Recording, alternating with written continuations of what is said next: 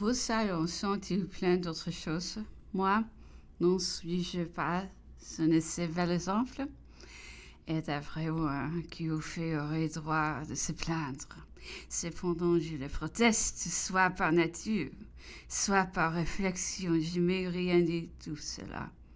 N'influença mon humeur ou n'atteindra aucune de mes déterminations. Et puis, passant en revue un grand nombre de généraux, il s'est arrêté sous le général Maison, disant: ces manœuvres de l'île dans la crise de 1814 avaient attiré mon attention. Et l'avion gravé dans mon esprit, il n'était pas avec nous en 1815. Qu'est-il devenu? Qu'as-tu fait de cette époque? M'a-t-il demandé. Mais je n'ai pu répondre. Je ne le connaissais pas.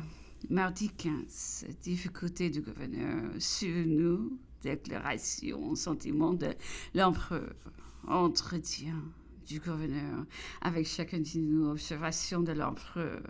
Notre esclavage consommé.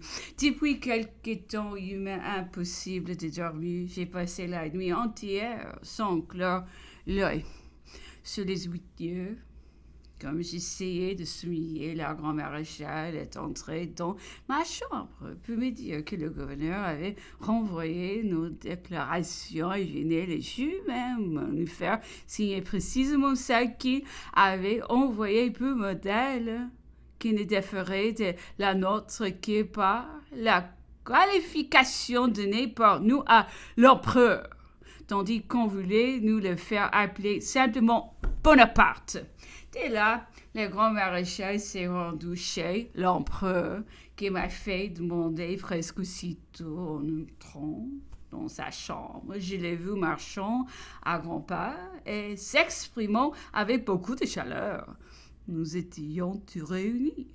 Les outrages, disait-il, dont on éprouve généralement ceux qui se sont voués à ma personne, ces outrages qu'on semble vouloir multiplier bien davantage encore, formant un spectacle que Jules Douanier ne peut supporter plus longtemps. Messieurs, il faut me quitter, vous éloigner, je ne saurais vous voir vous soumettre aux restrictions qu'on veut vous imposer et qu'on accroîtra demain.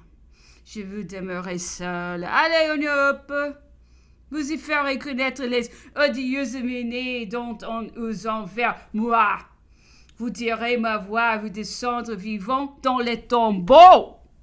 Je ne veux pas qu'aucun de vous signe cette déclaration telle qu'on vous l'impose. Je vous le défends. Il ne sera pas dit qu'on se sera servi des mains qui sont à moi. Les mains dont je dispose peut me dégrader si l'on vous renvoie pour le refus d'une pure et sotte formalité, c'est qu'on vous renverrait demain pour un motif aussi léger. C'est qu'on est résolu de vous éloigner en détail, bien. Je préfère vous voir éloigner en masse. Peut-être puis-je, dans ce sacrifice, entrevoir quelques résultats. Et-il nous a congédiés? Nous sommes sortis consternés. Peu d'instants après, l'empereur m'a fait rappeler. Il se promenait dans la longueur de ces 2 petites pièces. Sa voix était devenue douce, même caressante. Je ne lui avais vu plus d'abandon. Je m'en sentais ému. Eh bien, mon cher, m'a-t-il dit, je vais donc me faire ermite. Ah, sire, ai-je répondu avec quelque chaleur. Ne l'êtes-vous pas déjà? Car, de quelle utilité, de quelle ressources sommes-nous pour vous? Nous n'avons ici que des vœux. Mais s'ils sont peu pour votre consolation, ils sont tout peu notre bonheur. Notre situation en ce moment est la plus affreuse qui se puisse concevoir parce que dans les questions qui s'agitent pour la première fois peut-être, nous ne nous trouvons plus du même côté que votre majesté et nous pas de raison et nous Nous vivons qu'au sentiment. Il n'y a rien à vous reprendre à votre raisonnement de tout à l'heure.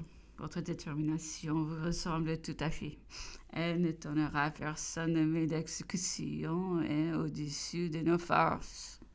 L'idée de vous laisser ici, de vous savoir seul dans la nature, de façon de leur toutes les bornes de notre imagination. Voilà pourtant ma destinée. Répondez tranquillement, l'empereur. Et je dois m'attendre à tout. Mais mon âme est de force à répondre à tout. Ils me feront mourir ici, c'est certain.